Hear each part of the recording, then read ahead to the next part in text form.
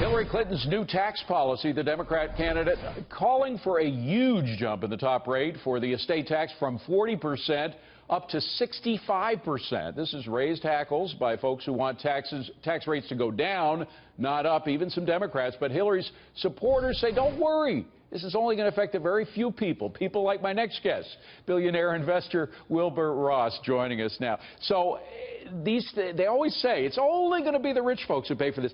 Going back, by the way, to the beginning of the federal income tax in 1913, right. We can put up a chart showing that it was originally just going to hit folks at the lower level. Now, $20,000. That was a rich person back then, because the first $3,000 you didn't have to pay any taxes at all. But $17,000 is where you began to pay, and $17,000 back then equaled $374,000 today. The point is, it was only going to affect the rich people. Now it affects everybody. Well, not only that, it was originally intended to be a temporary tax to pay for the war.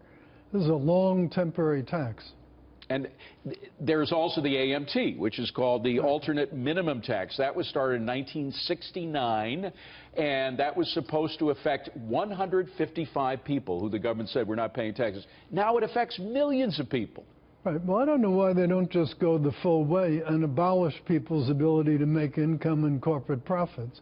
Then the government could just have everything. Well, you know, save a lot of paperwork. You're not alone in objecting to some of the tax policies of Hillary. In fact, earlier in the hour, we had Robert Wolf on, the former head of UBS America. Oh, I know, Bob.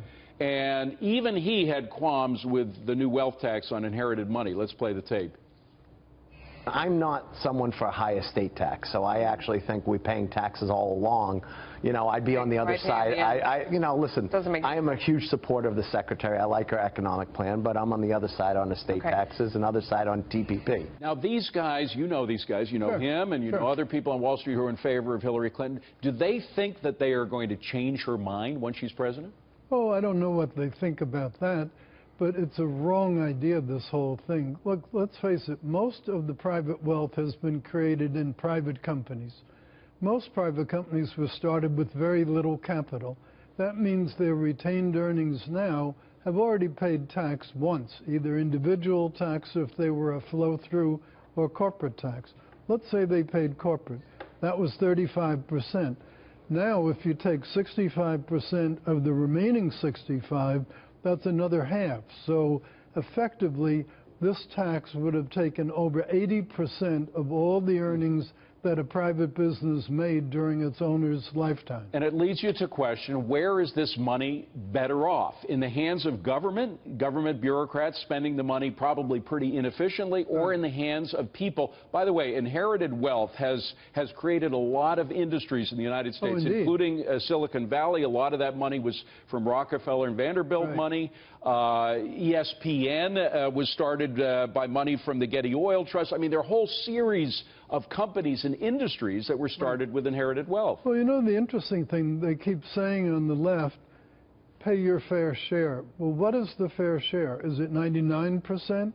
Or what is the number? I've never heard anyone give me a rational explanation of what is a fair share. Well, there's also, by the way, speaking of that, the share of income tax that is paid by the wealthy, the top 20%, and not all of them are super rich, of course, but the top 20% of income earners in America pay 69% of all the income tax. How much more can the rich pay before they begin to leave the United States? Well, look at France. France, they got to the 70% business, and all sorts of people have left, and not just the rich people. The aggressive young professional people are leaving France in hordes. It drives away not just the rich people. When you take away people's incentive, you drive away the people who are the comers in the next generation. She ought to focus instead that the failed policies of this government have 1 out of 6 American men between 18 and 34 either in jail or out of work. Got to leave it at that. Wilbur Ross, have a great weekend. Thank you for joining us. Appreciate it.